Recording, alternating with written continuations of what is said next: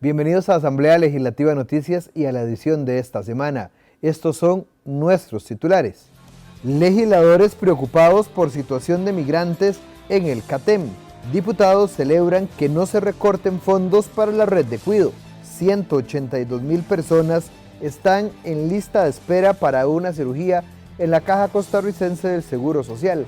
Vamos al detalle de las informaciones. Tras acuerdo entre fracciones, avanzan proyectos en sesión extraordinaria.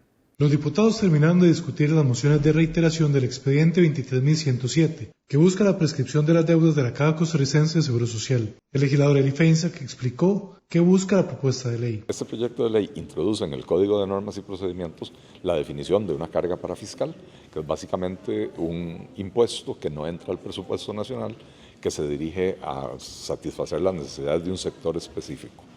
Y entonces después se modifica en la ley de la Caja para decir que las cargas sociales son de naturaleza parafiscal y por lo tanto prescriben, como prescribe cualquier carga parafiscal en el Código de Normas y Procedimientos Tributarios, que es 4 años cuando no ha mediado fraude por parte de la persona, o 10 años cuando la persona ha presentado una declaración fraudulenta, falsa, le mintió a la caja, etc. Y eso es lo que se busca, es agilizar el tema. Aquello de que las deudas se quedan por décadas en el sistema de la caja y la caja no puede ni cobrarlos, pues no tiene ningún sentido, y entonces lo que queremos es agilizar y darle seguridad jurídica a patronos y a asalariados y a todos los asegurados. La Frente Amplista Rocío Alfaro señaló que el proyecto afecta a la Caja. Este proyecto de ley no trata realmente sobre la prescripción de las deudas. Este proyecto de ley, si fuera sobre eso, ya carecería de interés porque ya aprobamos proyectos de esa naturaleza. Este proyecto de ley lo que quiere es cambiar la naturaleza de la cuota del Seguro Social, de la cuota obrero patronal, y la quiere incluir como si fuese cualquier otro tipo de tributo en el Código de Procedimientos Tributarios como una parafiscal sin la particularidad y la especialidad que tiene. Se supone que en este Código de Procedimientos Tributarios se ven todas las parafiscales, es cierto, pero siempre y cuando sean de carácter general. La cuota obrero patronal tiene una ley especial, que es precisamente la ley constitutiva de la Caja. La iniciativa no pudo ser votada por el fondo debido a que no ha sido consultada. En Comisión de Modernización y Reforma del Estado, eventual cierre de Recope genera dudas entre legisladores.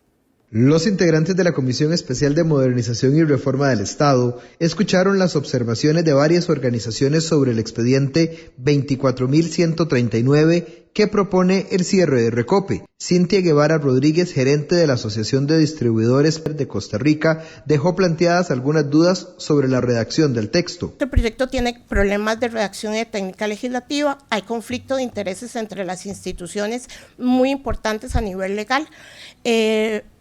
Solicitamos que si la propuesta de ley se mantiene tal cual está, sea archivada. Karina Rodríguez Méndez, de la Asociación de Transportistas del Sector Energético, advirtió el impacto que tendría el proyecto en su sector. Que la forma en que está redactado este proyecto de ley afectaría al país no solo en términos de pérdida de la institución o de la capacidad técnica ligada a ella, que pues ahí no voy a introducirme porque pues ellos mismos podrán contar cuál es su capacidad técnica, pero también podría en riesgo todo el mercado interno de combustible y su transporte con posibles aumentos y prácticas que afectarían tanto el flujo como el precio final. El diputado oficialista Daniel Vargas defendió al Recope y su impacto en el país. Que el Recope es un instrumento que ayuda a crear un país más igualitario por 2 razones. Uno, primero, porque opera sin fines de lucro y con una eficiencia bastante buena. Y lo otro es porque garantiza el mismo precio a nivel urbano en el rural, y eso le permite a las empresas desarrollarse en lo rural igual que en lo urbano, y eso sería una realidad absolutamente distinta si lo ponemos en manos de privados. La representante del Frente Amplio, Rocío Alfaro, resaltó que el malestar de la población contra Recope es más por un problema de movilidad urbana. Entonces, si era un Recope es como un lema, y me parece que es también, pues hasta cierto punto, un espejismo que se quiere vender a la población, porque cuando una conoce, por ejemplo, por lo menos la mayoría de los países de América, bueno, de nuestro continente, particularmente de América Latina, se da cuenta de las enormes diferencias y las enormes deficiencias del sector privado administrando y dando este servicio. El presidente de la comisión, Eli Feinsaid, defendió el proyecto de ley. El proyecto lo que busca es eliminar el monopolio del recope, no afectar el resto de la cadena de distribución. Yo entiendo que el acomodo de pasar de un mercado con importador único a pasar a un mercado con 3 o 4 importadores requiere es incómodo ese acomodo para los representantes de la cadena de distribución. Pero el proyecto de ley no pretende de ninguna manera eliminarlos a ustedes, ni mucho menos. Este proyecto seguirá en análisis de la comisión. Luego de visita, legisladores muestran preocupación por situación de migrantes en el CATEM. Antonio Ortega, Cintia Córdoba y Montserrat Ruiz, miembros de la Comisión de Derechos Humanos, expresaron su preocupación por el estado de los migrantes en el Centro de Detención Temporal para Migrantes en la zona sur. Los legisladores visitaron al final de la semana anterior el CATEM y con base en lo que vieron e investigaron aseguraron que se violentan los derechos humanos. Se observó que el CATEM no está hecho para una larga estancia de las personas y tampoco para mantener la figura del resguardo. ¿Qué quiere decir esto? El CATEM está hecho son las instalaciones hechas para migrantes que estén por su propia voluntad y de paso, a veces unas horas, a veces unos días. Aquí estamos hablando de personas que llevan más de un mes. La figura del resguardo en migración hace referencia a la custodia o protección temporal que el Estado otorga a personas migrantes mientras se resuelven los aspectos legales, humanitarios o logísticos relacionados con esa situación. Se evidencia un alto interés y necesidad de las personas migrantes por ser escuchadas. Se le solicita y propone a la Cancillería, al Ministerio de Gobernación y Policía y a la Dirección General de Migración y Extranjería realizar una lista actualizada de las personas que permanecen aún en el CATEM, sus nacionalidades y si ellas mismas han identificado un tercer país seguro al que puedan trasladarse. Como lo dice Antonio, muchos de ellos no pueden retornar a sus países, por eso es que desde la OIM ha sido imposible el poderlos repatriar. Así que por eso es que han estado también desde estos 40 días en el CATEM. Vale retomar, ellos no son prisioneros, por eso es que la palabra que se fugaron del CATEM no es correcta, eso hay que aclararlo. Ellos están en un estatus migratorio incierto. A mí me parece muy grave que desde el punto de vista de las relaciones internacionales se tengan aquí personas con un acuerdo verbal que podría incluso no ser vinculante por no estar escrito, o puede ser que las responsabilidades no estén tan claras desde el punto de vista de las partes.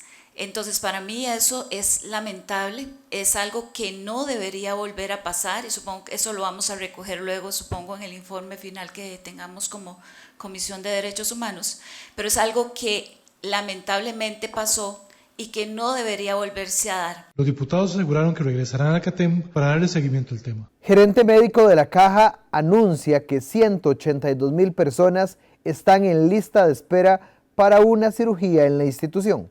Ante la consulta de la diputada Olga Morera sobre las listas de espera en la Caja Costarricense de Seguro Social, Alexander León, gerente médico de la institución, aseguró que solo para cirugía la lista llega a 182,000 pacientes y se trabaja en bajarlas. Doctor, ¿cuántos son las listas de espera? ¿Cuánta gente hay en listas de espera? Justo la semana pasada presentamos el Plan Operativo 2025 y en ese plan operativo dimos a conocer que de los 452,000 pacientes que están en lista de espera de consulta externa, nos estamos comprometiendo a atender 258,000 en jornada ordinaria y 25,000 en extraordinaria. De los 685,000 que están en lista de espera de procedimientos, 441,000 en jornada ordinaria y 132,000 en extraordinaria.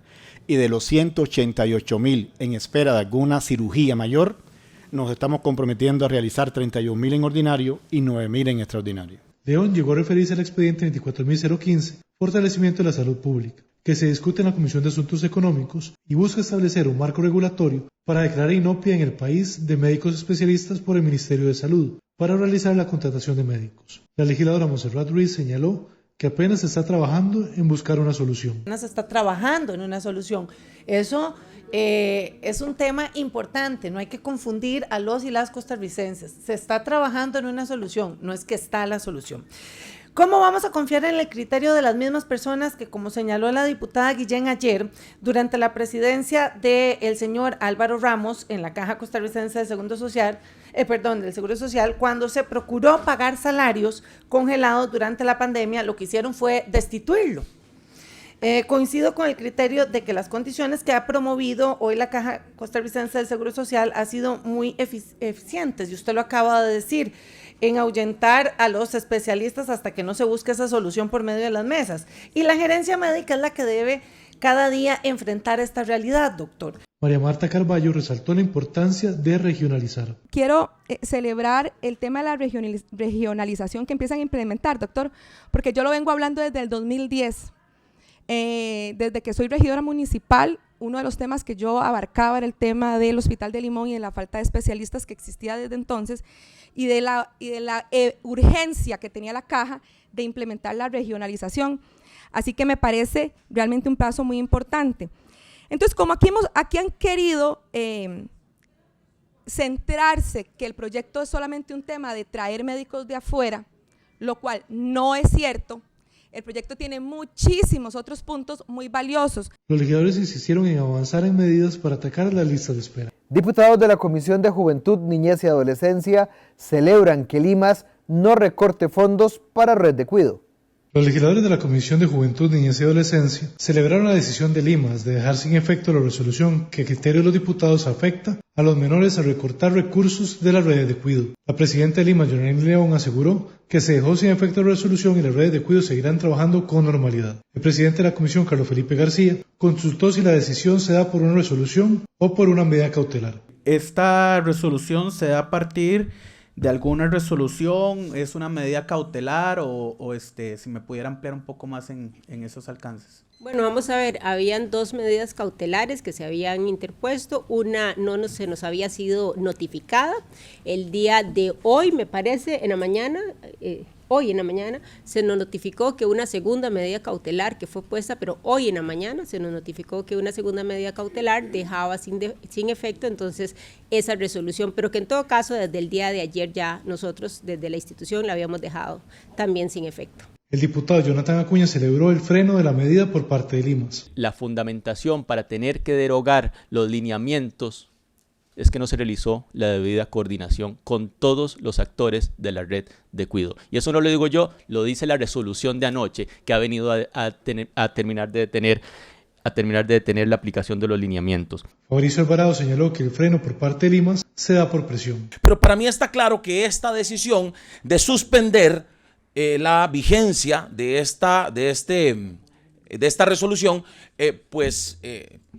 obedece más a la presión, mañana tenemos audiencia en la Comisión de Juventud, Niñez y Adolescencia, que a una conciencia real del problema que se está generando a través de esa resolución. Nunca es tarde cuando la dicha es buena, porque no quiero ser mezquino en esto. Nunca es tarde, qué bueno que se toma esta decisión. Cristian Fonseca, representante de Alternativas para Redes de Cuidado, explicó los problemas que hubiera enfrentado la población con la resolución frenada por el Limas. Darnos cuenta que un grupo de 0 a 2 años, que según normativa, el máximo de cupos que puede dar son 15 niños por grupo, y ante la premisa de que en el mejor de los escenarios, aunque entendemos que no es responsabilidad de IMAS y eso queda clarísimo, en el mejor de los escenarios, un grupo lleno totalmente por subsidios IMAS quedaría con un déficit mensual para asumir los costos de únicamente los rubros especificados por el IMAS, no de todas las estándares esenciales, solo de los rubros por el IMAS, mensualmente quedaría un déficit de 826,000 colones solo para ese grupo, para atender profesionales, de atención directa, infraestructura, servicios, gestión, administración, pedagogía, salud, nutrición. Eso da un total de costos de 2.926.000 colones 634 solo para esos ámbitos que el IMAS consideró. Los legisladores señalaron que las redes de cuidado se deben fortalecer. Autorizan retiro del régimen obligatorio de pensiones en casos de enfermedades graves.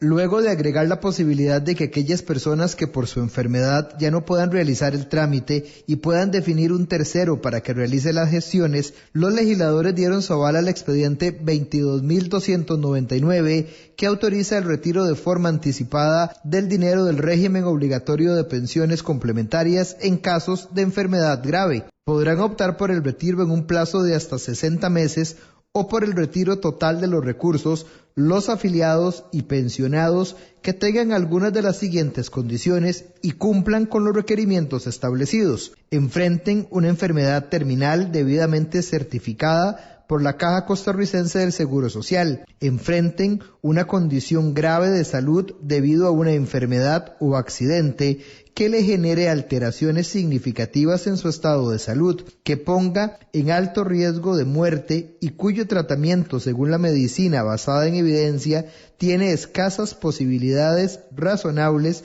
de prolongar su vida, debidamente certificada por la Caja Costarricense del Seguro Social. La determinación de la condición de enfermo grave o terminal deberá ser calificada por el médico tratante, salvo que dicha entidad emita un reglamento para definir en lo sucesivo quiénes serán los médicos autorizados para emitir dicho certificado.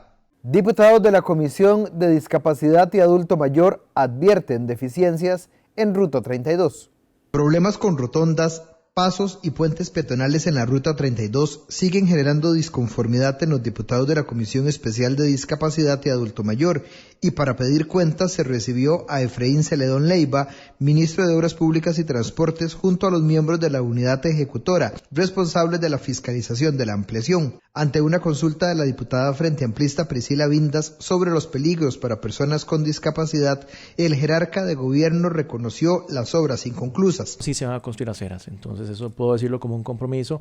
Efectivamente, tal vez la foto del día de hoy es que no hay una acera, pero el proyecto está en construcción. La diputada independiente María Marta Padilla celebró que se esté escuchando al pueblo y atendiendo las urgencias con los problemas señalados. Esa falta de esa acera ahí, a pesar del esfuerzo que ustedes, y lo reconozco, hicieron, es importante que se concluya lo antes posible para evitar cualquier accidente de una persona de cualquier persona, porque no solo una persona con discapacidad, cualquiera puede ahí caerse o pasar algo, y entonces por un detalle que se deja sin concluir. La presidenta de la comisión, Catherine Moreira Brown, alzó la voz en preocupación por los problemas de seguridad peatonal de los vecinos de Pocora de Limón. Hay personas que no pueden cruzar, ahí pasan alrededor de 2,000 furgones, y para no caminar 400 metros para arriba o para abajo, dependiendo de dónde estén,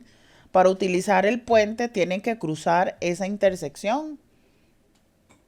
No sé si ustedes han considerado colocar o mover el puente existente, porque el estudio de prefactibilidad de los puentes indica que exactamente el punto donde se tienen que construir. No puedo creer que en la entrada donde se comunica Pocora Norte y Pocora Sur, centro de la ciudad, no se vaya a construir un puente. Los miembros de la comisión pidieron finalmente a los representantes atender los requerimientos de los vecinos para mejorar las condiciones de seguridad de los habitantes de la ruta. Beligerancia política alcanzaría a funcionarios de la Unión de Gobiernos Locales. Con una votación de 4-2, los miembros de la Comisión Especial de Reformas al Sistema Político y Electoral del Estado avalaron el expediente 24.597 que prohíbe la participación política de los funcionarios de la Unión Nacional de Gobiernos Locales. Esta prohibición afecta a quienes ocupen los cargos de director ejecutivo, gerente y subgerente de dicho ente. La iniciativa dictaminada establece que dichos funcionarios no podrán participar de ningún acto de participación político-electoral, ni siquiera fuera de su jornada laboral. Esto incluye participar en actividades de los partidos políticos, asistir a clubes o reuniones de carácter político, utilizar la autoridad o influencia de sus cargos en beneficio de los partidos, colocar divisas en sus viviendas o vehículos o hacer ostentación partidaria. La legisladora liberacionista Andrea Álvarez mostró su preocupación con el uso de esta figura. A mí me preocupa que perdamos el foco, especialmente en este contexto. Estamos en un momento donde la presidencia de la República prácticamente cada día está cruzando esa línea gris entre lo que es o no beligerancia. Y yo creo que ahí es donde debería de estar nuestra principal lucha, porque la Presidencia de la República y el gabinete sí pueden tener un impacto en cómo la gente vote. El legislador proponente Carlos Felipe García de la Unidad Social Cristiana defendió la reforma. De todos los consejos municipales, acá se le mandó a consultar a todos los consejos municipales, pero la municipalidad de Terrazú, la municipalidad de Corredores, la de Quepos, Cotobrú, San Ramón, Ojancha, Paraíso, Cartago, la municipalidad de La Unión, la municipalidad de Naranjo, Santana, Turrialba, San Pablo, Curridabat, todos los consejos municipales de los consejos municipales de estos cantones se pronunciaron a favor del proyecto, lo que evidencia que son municipalidades también de miles de partidos políticos, donde hay regidores de todos los partidos políticos, partidos cantonales, donde señalan evidentemente que existe una preocupación. Jorge Rojas López, legislador de la bancada de gobierno, agregó que la reforma busca prever cualquier conflicto. Evitar que tengamos que reaccionar cuando ya existen una gran cantidad de casos, o muchos casos, o por lo menos uno, que esté en el tema de beligerancia, sino hacer una prevención para que las cosas no ocurran, y creo que el proyecto lo cubre en ese sentido. El dictamen de la comisión será enviado al plenario legislativo para seguir el trámite respectivo. Diputados externan a ministro de Hacienda preocupación por la deuda pública. Los diputados de la Comisión de Asuntos Hacendarios externaron al jerarca de Hacienda Nogui Acosta su preocupación por el manejo y la cantidad de deuda que tiene el Estado. Datos del ministro indican que por cada 100 colones que percibe Hacienda, 35 colones se destinan al pago de intereses. El ministro criticó el impulso de proyectos que incluyen exoneraciones y aumentos en los salarios porque repercuten en la liquidez de Hacienda para el pago de la deuda. Si ustedes pueden ver, de casi un 13% que había que pagar sobre los vencimientos de la deuda para el año 2025, este año estamos enfrentados a un 8%. Y eso tiene relevancia porque quitamos presión sobre el mercado financiero local, pero además nos ha permitido hacer una mejor gestión de la deuda. En mayo del 2022, el 58.4% de la deuda estaba en colones y el 41.6% en dólares. Para diciembre del 2024 es el 64% en colones y un 36% en dólares. Los legisladores mostraron su preocupación por los índices de deuda que registra Costa Rica, pues de cada 100 colones del presupuesto, 38 se financia con deuda. Lo que estamos viendo es que el único interés es plata para seguir gastando. Y seguir gastando y no entendemos las prioridades. Porque hemos propuesto plata para reforzar la seguridad, han dicho no. Hemos propuesto, o más bien no hemos propuesto, hemos visto cómo los presupuestos de educación como proporción del PIB han caído de poco más del 7% ya a poquito menos del 5%. He visto un mejoramiento en cuanto al porcentaje que estaba en dólares, que antes estaba en un 41.6, vi que bajó a un 36%. No obstante, un 36% de la deuda estando en dólares hace ver de que cualquier fluctuación del dólar es significativo por la magnitud de la deuda. Me parece que, de acuerdo a lo expuesto, el hecho de que las torres de vencimientos hayan mejorado en cuanto a extender los plazos es algo positivo. Asimismo, quiero llegar a este tema de las tasas de interés. Por lo menos en dólares bajó de 7.13 a 6.05 y en colones de un 9.84 a un 6.13. Entonces, nosotros tenemos que seguir financiándonos lo más favorable posible. Eso estamos claros. En los últimos años, Costa Rica optó por canjear la deuda a mayor plazo y menor tasa de interés para garantizar liquidez. Diputados y ministro coinciden que la fórmula da buenos resultados, pero se requieren mayores esfuerzos. Entonces, yo quiero que usted me diga más o menos cuánto calcula que le cuesta a los costarricenses, a todos nosotros, los que pagamos impuestos, no aprobar los préstamos de apoyo presupuestario con la celeridad necesaria o no poder salir libremente a colocar la deuda en el mercado internacional. ¿Cuánto nos cuesta eso al año, don Nogui? ¿Cuánto calcula usted que estamos pagando de más? Porque no hay acción en esta Asamblea Legislativa. Al menos 21 millones de dólares cada año. 21 millones de dólares que podríamos estar dedicando a muchas obras, no solamente de infraestructura, como usted dice, sino a mejorar el bienestar social de los costarricenses. El jerarca de Hacienda solicitó a los diputados continuar por la vía de apoyo a los créditos presupuestarios, es decir, deuda externa, para evitar el financiamiento local y su repercusión en las tasas de interés. Buscan congelar activos cuando se dé aumento de capital sin causa justa, lícita, aparente. Los diputados aprobaron en primer debate el expediente 22.834 que reforma la ley contra la delincuencia organizada para asegurar los bienes y activos productos de las conductas relacionadas con delitos del narcotráfico mientras se verifica su procedencia. El proyecto señala que la adopción de una medida cautelar anticipada y provisional pretende asegurar, secuestrar, conservar o verificar bienes y productos financieros de interés y se declarará a solicitud de partes. La diputada Priscila Vindas aseguró que con esto se golpea al narco donde más le duele. Es una deuda que tenemos con la agenda de seguridad de este país. Y no únicamente en discurso, ni únicamente en elevar penas o que los castigos sean más severos, sino dándole donde realmente le duele al narco. ¿Y dónde le duele el narco? En la plata. Donde ellos, en esa capacidad que tienen para mover la gente, en esa capacidad que tienen para persuadir personas jóvenes, sí, esas personas jóvenes que están en su comunidad costarricense, que usted está viendo que está siendo agarrado por el narco, a esa persona joven lo persuaden, con plata, con cosas. La legisladora María Marta Carballo señaló una serie de cambios que se le hicieron al proyecto. Planteamos mejoras como por ejemplo que quedaron integradas en el texto que hoy se está conociendo como el tema de la audiencia previa, que solo el Ministerio Público pudiese iniciar este proceso, presentar la denuncia. Lamentablemente no logramos cambiar el umbral, que era una de las preocupaciones que también teníamos. Esta preocupación de la fracción no quedó plasmada en el proyecto que hoy estamos discutiendo. Y también otra mejora que no es de la fracción, pero que está incluida, es de que el ICD no pueda disponer de los bienes. Gilberto Campos comentó que algunos sectores han presentado preocupaciones sobre el proyecto. No es cierto tampoco que si este proyecto no se aprueba, vamos a hacerle la palmadita en la espalda al narcotráfico y al crimen organizado.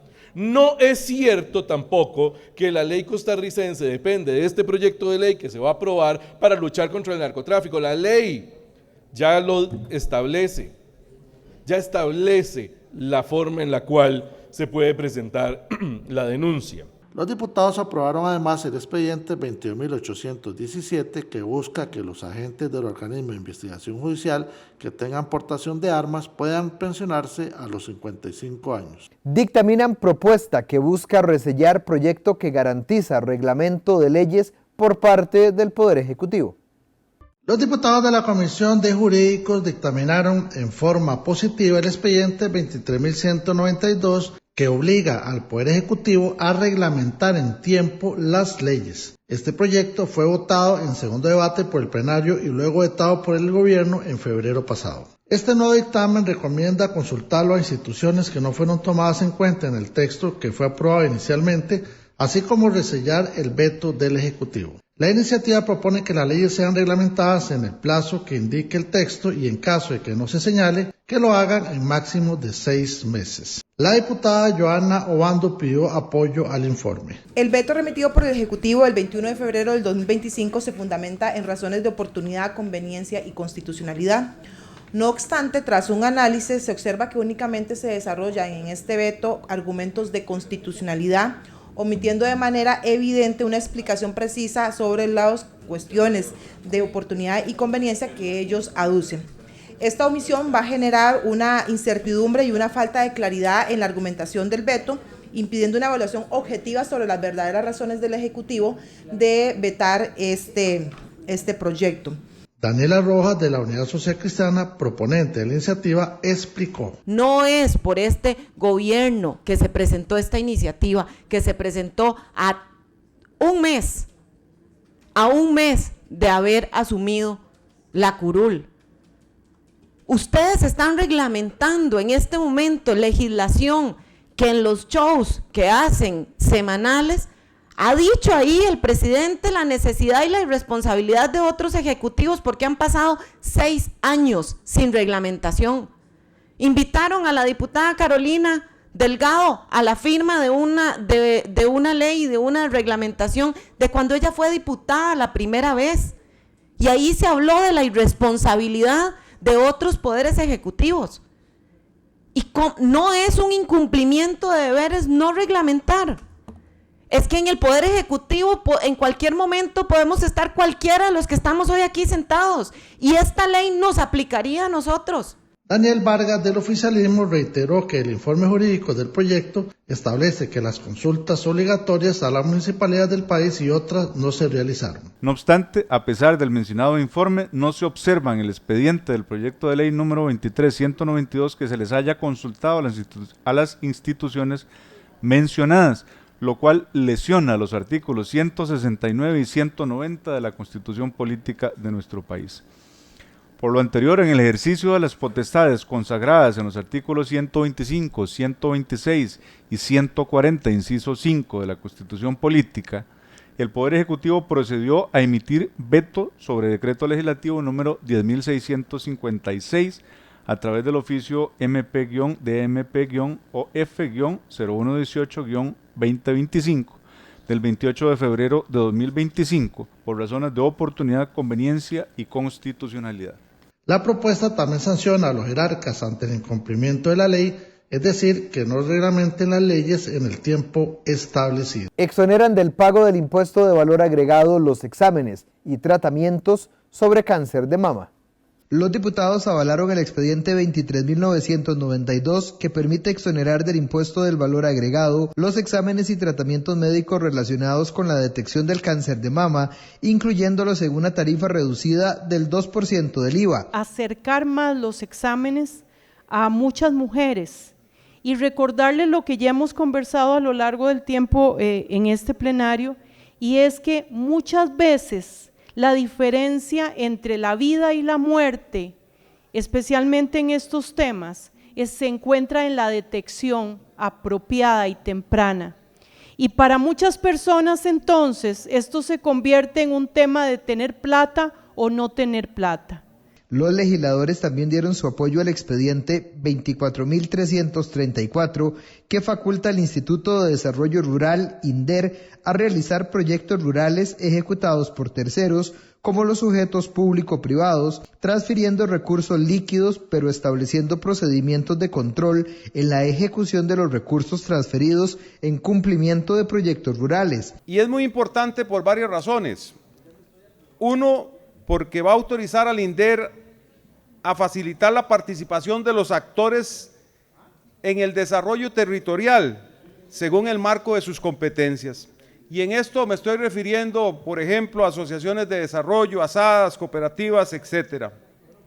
Podrá transferirle recursos para apoyarse en estas instituciones para ejecutar tantos proyectos en las comunidades, proyectos que vienen a dar más desarrollo social, económico, ambiental, cultural y de infraestructura en todas las poblaciones. Igualmente, los legisladores dieron su aval al expediente 23.460 para la dinamización de la atención de la población vulnerable en Costa Rica, al establecer que las instituciones que reciben financiamiento del Fondo de Asignaciones Familiares puedan ampliar sus criterios de selección de beneficiarios de acuerdo al ámbito de cada una, eliminando el concepto de pobreza o pobreza extrema y cambiándolo por vulnerabilidad social, para atender a mayor cantidad de población en estas condiciones. También se aprobaron otros 2 proyectos, uno que crea el Distrito 10º del Cantón de Buenos Aires en la provincia de Punta Arenas, denominado Cabagra, cuyo centro administrativo será San Rafael, y otro el que declara los clubes rotarios de Costa Rica